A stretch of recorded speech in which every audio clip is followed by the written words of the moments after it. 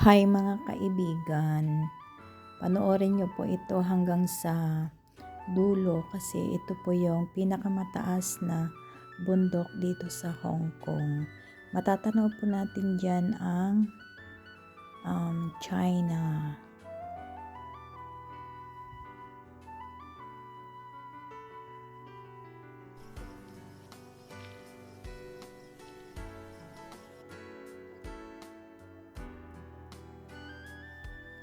Dito na po tayo nag-umpisa ng papunta dito sa pinakamataas na bundok ng Hong Kong. Dalawa lang kami po dyan ng kaibigan ko, pero we find out something different pala, na yung mga pinuntahan po namin is talagang pupunta po yung mga yan katulad niyan. Bawat bawat sulok dito sa inakyatan naming bundok ito, may mapupuntahan mga magagandang pasyalan o kaya hiking area. Yan, ganyan. So, ito po yung on the way na po kami pataas. So, nandyan po yung bungad. Yan po siya. At dito ang area po dito sa kabila is yung barbecue area. Ang ganda po dyan. Ang daming umakyat ng dito sa pinaka easiest way na sinasabi.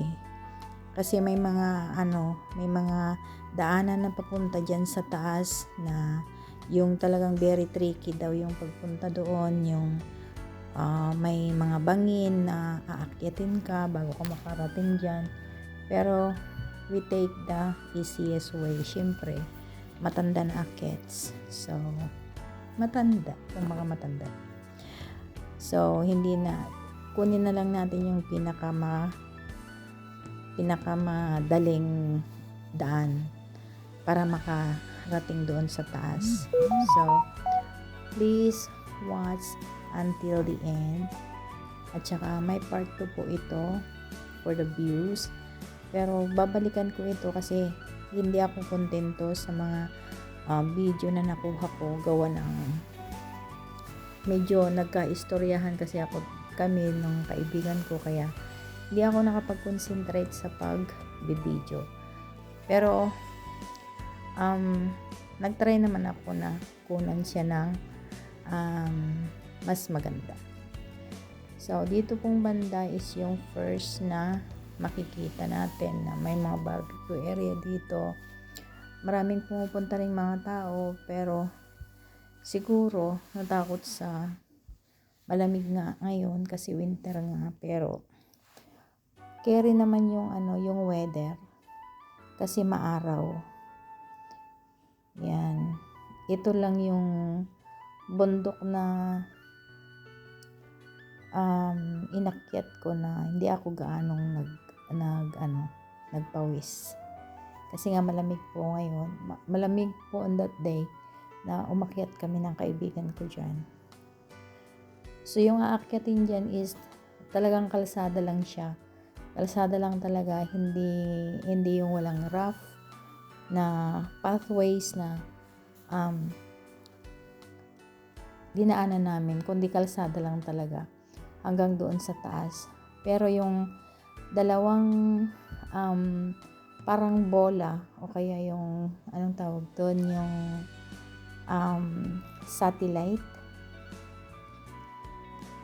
yung nakikita ng camera ko noong pupunta kami sa Jordan's Lookout, yun po yung dalawang malaking bola na binabanggit ko doon. Yan po yun sa Thai Motion Country Park. Yan pala yun. So, on behind those two balls na tinatawag ko is yung pinuntahan namin ng alaga ko. Yun yun. Kung matatandaan nyo yung mga nanood, so yun ang ating closer na pupuntahan ngayon. So, we call that Thai Motion. Yan yung pinaka mataas na bahaging pinakamataas na bundok na dito sa Hong Kong, according to the people here in Hong Kong. Yan po guys, yung mga kahoy dito, halos pare-pareho sila kasi malamang tinanim So yan. Ang ganda lang yung daan kasi hindi siya yung araw, sakto lang yung tama ng init niya sa balat. Siguro gawa ng winter na lalabanan natin, ganyan. So yan po yung way, yan po yung kasama ko. Paakyat po siya ng paakyat, pero slow lang siya, hindi yung So nag-station kami dito kasi nag-toilet kami, tapos diyan may mga park ng mga sasakyan. Yung sasakyan ng mga mag-i-sleep over dyan sa bundok, magka-camp. Yan po yun guys. So muna kami, nagmerienda, and then yan, continuous ulit kami paakyat. At yan na yung dalawang sinasabi kong bola, which is yan yung satellite.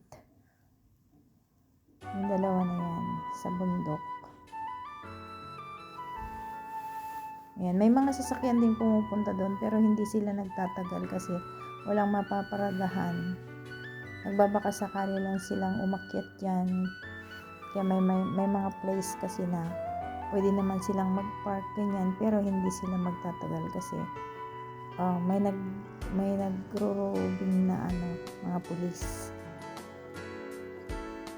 na pumupunta dyan sa bundok.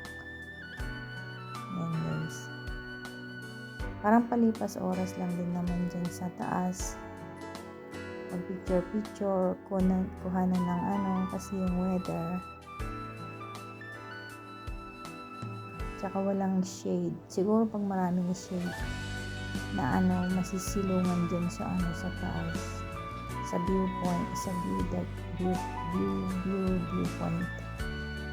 Sorry, this camera. Ayan po siya yan, diba? Pasensya po sa aking camera dahil cellphone lang po ang aking gamit. Yan, so guys, ang gundo. Pag nature lover ka kasi, na-appreciate mo lahat ng kahit mga kunting bagay lang sa bundok, diba? Ayan. So please continue watch until the end guys. At may part 2 pa ito kasi pag tinuloy-tuloy ko na naman itong video na to, napakahaba, sobrang haba po.